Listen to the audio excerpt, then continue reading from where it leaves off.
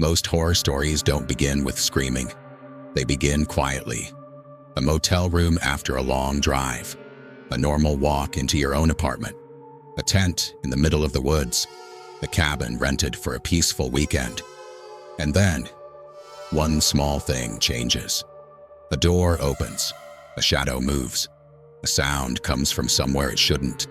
Tonight, these are 4 claimed true stories shared online by people who say their normal night turned into something they never forgot.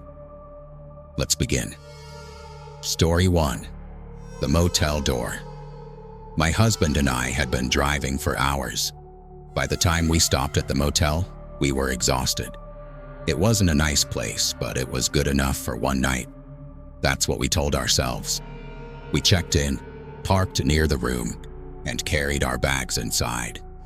I remember feeling uncomfortable almost immediately. Not scared, just uncomfortable.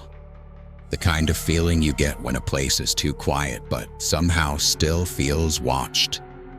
A little later, my husband went outside to grab something from the car. I stayed in the room. The TV was on low. The curtains were closed. The door was locked. At least, I thought it was. A few minutes passed. Then I heard the door handle move. I froze. At first, I thought it was my husband. But then the door opened slowly, and a man I had never seen before stepped into the room. He stopped when he saw me. For a second, neither of us moved. He didn't say sorry. He didn't look confused. He just stared. Then I screamed. He backed out fast, disappeared into the parking lot, and by the time my husband came running back, he was gone. The motel staff acted like it was nothing. Maybe a mistake, maybe the wrong room. But I know what I saw. That man didn't look lost. He looked like he expected the room to be empty. And sometimes I still think about one thing. How long had he been watching our door, waiting for one of us to be alone? A motel room is scary because you don't really know who has a key. But the next story is worse, because it happened somewhere that should feel safest. Home. Story 2. Someone was already inside. I came home late from work. Nothing strange. Same building, same hallway, same tired routine. I unlocked my apartment door, stepped inside, and dropped my keys on the table. At first, everything looked normal, but something felt wrong. I couldn't explain it. The air felt different, like someone had been moving through the rooms before I got there. I stood still and listened. Nothing. Then I noticed my bedroom door. It was slightly open. I never left it like that. I told myself I was being paranoid. I walked toward it slowly. Every step felt louder than it should. When I reached the door, I pushed it open. The room was dark, empty. At least, that's what I thought. Then I heard a sound behind me. A small sound, like fabric brushing against the wall. I turned around and saw a man standing in the hallway, inside my apartment, between me and the front door. I couldn't scream at first. My body just stopped working.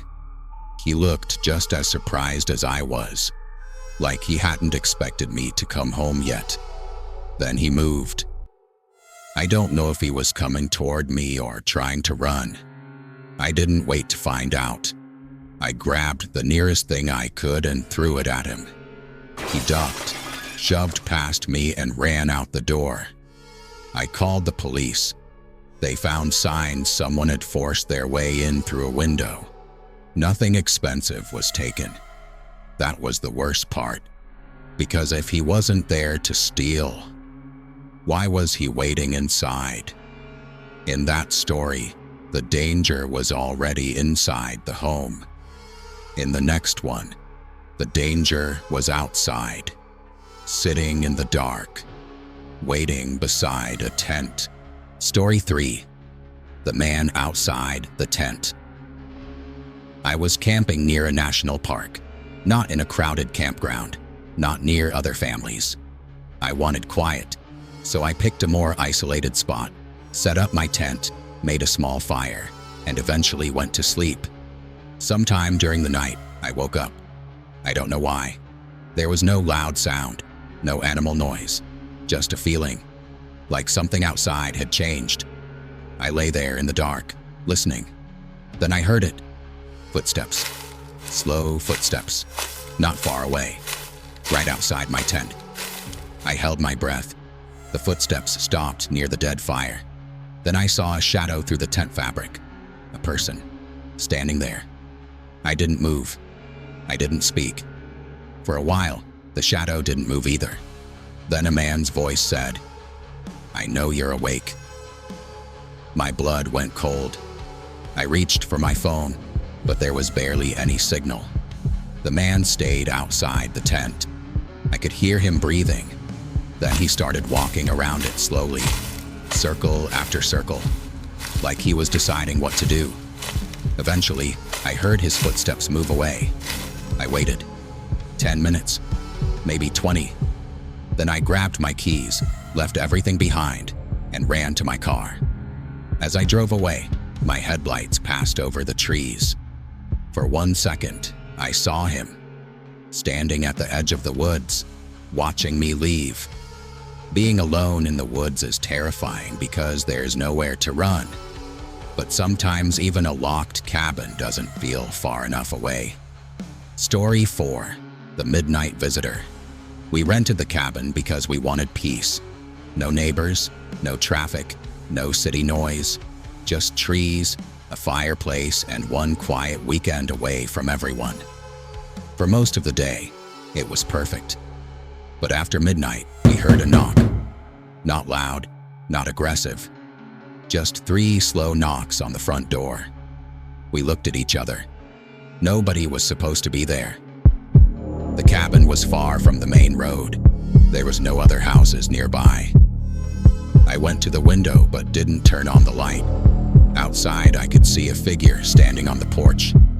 A man. His head was tilted down. He wasn't looking around. He was facing the door, waiting. Then he knocked again, 3 times. Slowly, my friend whispered, "Don't answer it." I didn't. The man stood there for what felt like forever. Then he leaned closer to the door and said, "I can hear you inside."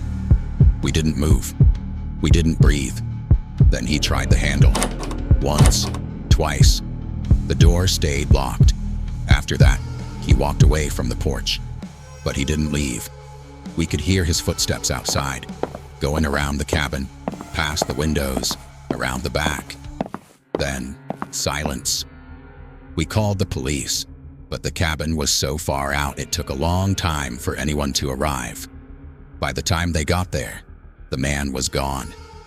But the next morning, we found footprints in the mud.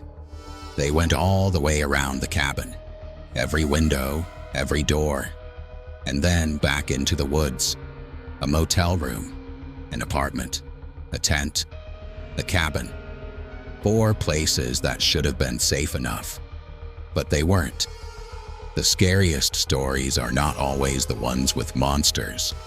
Sometimes it's just a stranger with the wrong key, a man hiding in your apartment, a voice outside your tent, or someone knocking on a cabin door after midnight.